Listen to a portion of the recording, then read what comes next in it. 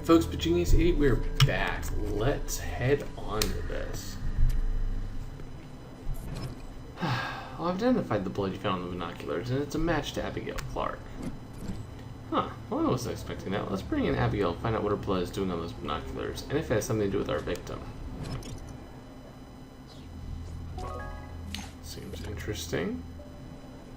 I've never seen anything quite like the chemical sample you gave me. It shares similarities with mustard gas, the nasty vesicant that got banned after World War I, but somebody's been manipulating its structure. Usually mustard gas begins breaking down pretty quickly, but the chemical structure of this stuff is solid. My analysis indicates that it's been on this mass for years and shows no sign of degrading yet. If a large quantity of this gas were to be released, it would be devastating. Not only would it pack the same nasty punch as mustard gas, but it could linger around the area of release for an unprecedented amount of time. So how did a gas mask tainted with this super mustard gas wind up in a 5-star hotel? Could it have belonged to our victim? Some kind of relic from the war? And if so, what connection does Nathan Whitmore have to this? We better figure out whether we're dealing with evidence of a war crime or evidence that a war crime is about to be committed. I agree. I agree. That seems to be the question right now. What do you have to say for yourself, Abigail? Is this really necessary? I've already told you everything I know. I'm not sure that's true, Miss Clark. We found something at the hotel that we need to ask you about. Sure what it is, Agent.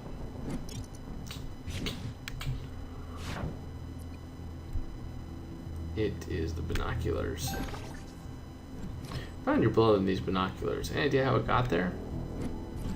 Oh, those are my binoculars. I must have accidentally cut myself when I was running away from the industrial park this morning. This morning? You told us you hadn't been back there since your confrontation with Chet yesterday.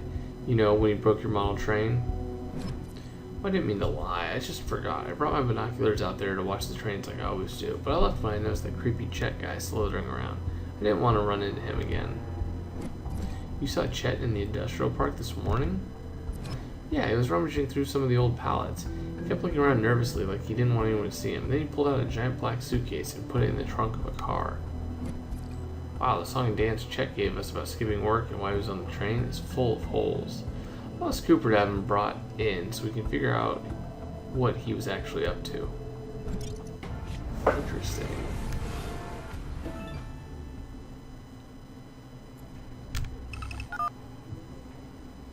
I had some news from Mr.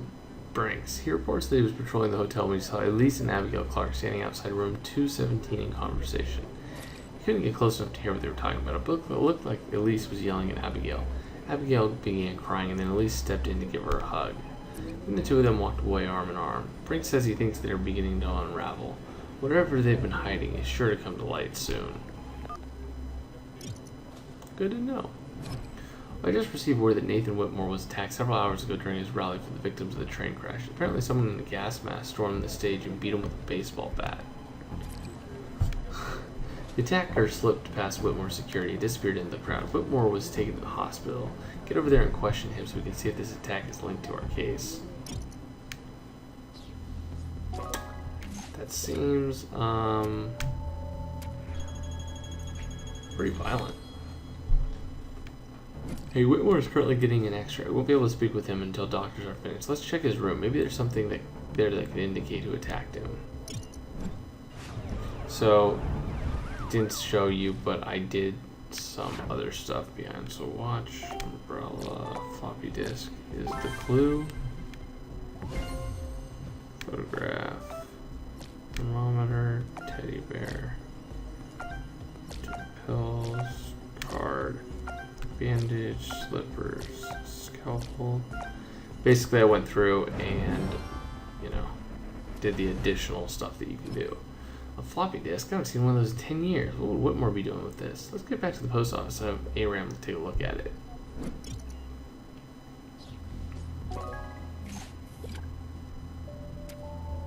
Another 7 hours. Nice.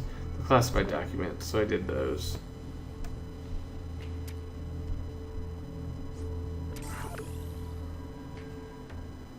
Thank you for coming in, Mr. Whitmore. I hope that you're recovering quickly from the attack.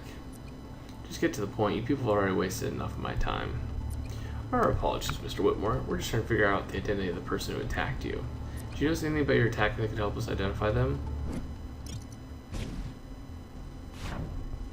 Do you know anything? Oh. I think Whitmore is lying about not having noticed anything significant about his attacker. I don't think you're being entirely honest with us, Mr. Whitmore. Surely you know something about your attacker. What was it? Well, she yelled out for San Mauricio right before she started hitting me. The voice sounded familiar, but I can't place it. I think it's one I heard recently, though. Thank you for your time, Mr. Whitmore. We'll follow up on that lead and let you know if we're able to catch your attacker. You know who it is.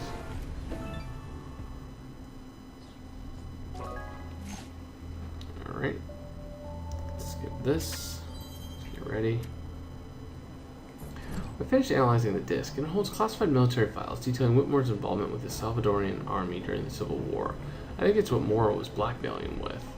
One of the files pertains to a chemical weapon test carried out in the village of San Mauricio. They used the villagers like lab rats to test the potency of a new vesicant the army cooked up. And get this, the individual that signed the order authorizing the test was Nathan Whitmore. So Benito Moro is the butcher of San Mauricio. Whitmore was the butcher all along. I think so, yes, but it would be very hard to prove these files weren't doctored by Mora, and there's almost no declassified documentation regarding the CIA's involvement in that conflict. But maybe his attacker can confirm his involvement. We need to find them and speak with them about it. Nice, what's the last one? 5 stars in the speech area bonus. Which is the last one.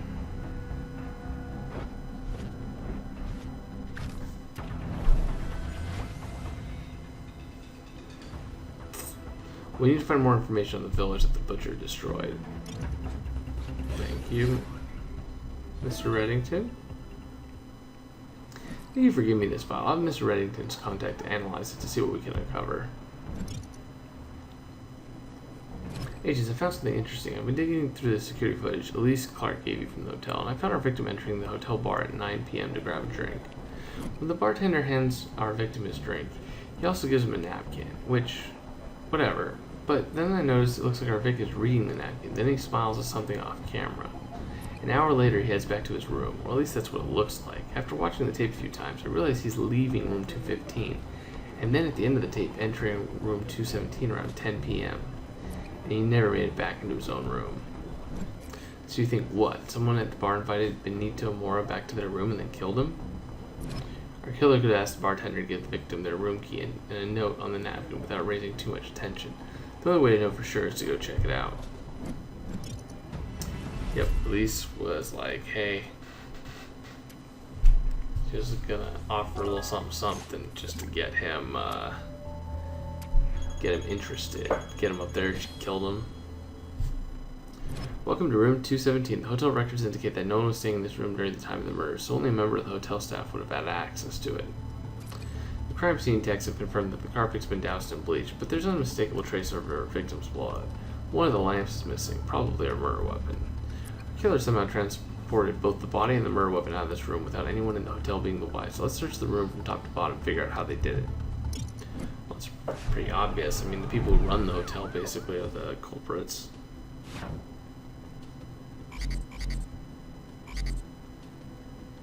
Okay, I don't exactly know what they mean by organizer.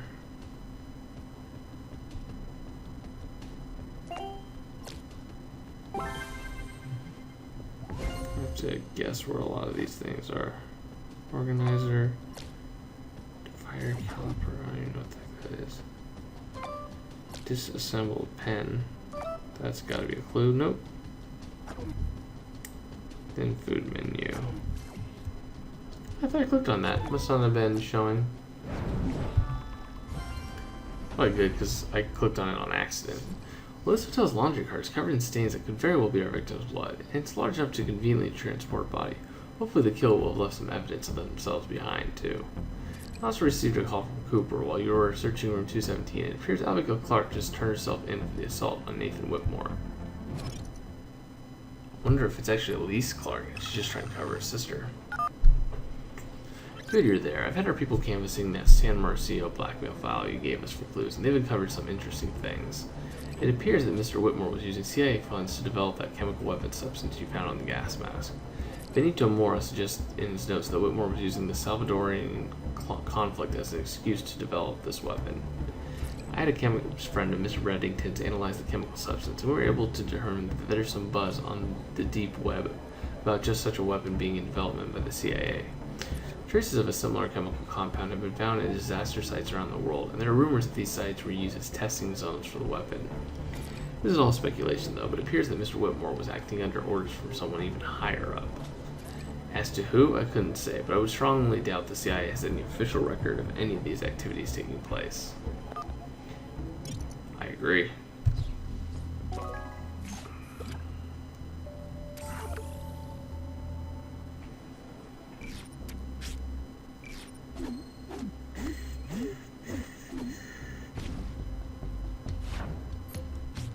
Yep. Totally missing where it is, okay.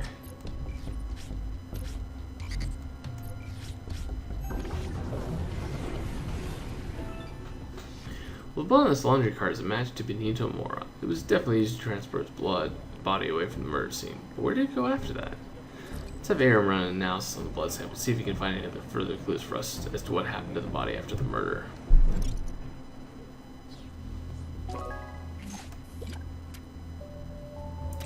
Hours, wow. This has got to be the first time anyone's voluntarily visited the interrogation room. What did you want to talk to about, Abigail? I already told the other agents, I'm the one who did it. I beat up Nathan Whitmore at his press conference this afternoon with a baseball bat. I'm here to turn myself in. Whitmore reported that the person who assaulted him this afternoon yelled something just before they attacked. What did you yell? I don't really remember. I think I just screamed and then hit him. Confessing to an assault would be a very damaging thing to have on your record. You could get kicked out of college and you would have trouble finding work in the future. I want you to think very carefully before answering my next question. Did you really assault Mr. Whitmore at his speech this afternoon? She's gonna say no. Oh my gosh. I think Abigail is lying about having assaulted Whitmore. Abigail, I can tell by the tremor in your voice that you're not telling us the truth about assaulting Mr. Whitmore. I can't help but feel that you're covering for someone else, and there's really only one person I can think that you do that for. No, please. Elise didn't attack Mr. Whitmore. She wouldn't hurt anyone. I can't be so sure about that, but I'm absolutely sure that she wouldn't want you throwing your life away to protect her. We'll need to have a word with Elise and see what she says. These interrogations, man, I'm not the best at.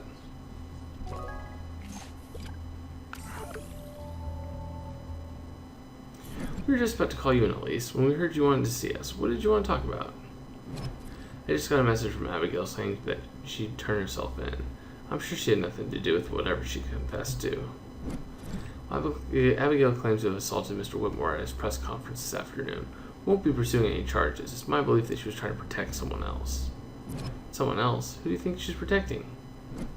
Perhaps she thought she was protecting you. Tell me, where were you this afternoon during Mr. Whitmore's press conference?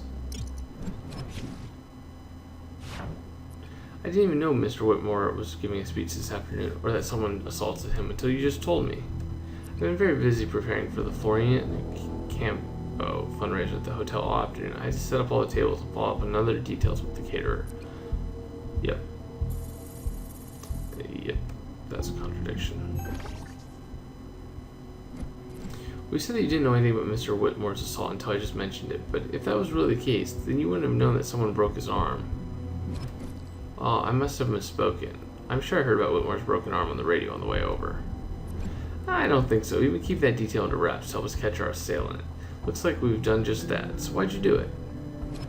We brought that murderer to my hotel. Then after I killed Moore, I found a stash of old floppy disks in his room that proved Whitmore was the one who ordered the attack on San Marcio. Wait, let me get this straight. Are you confessing the murder of Benito Mora?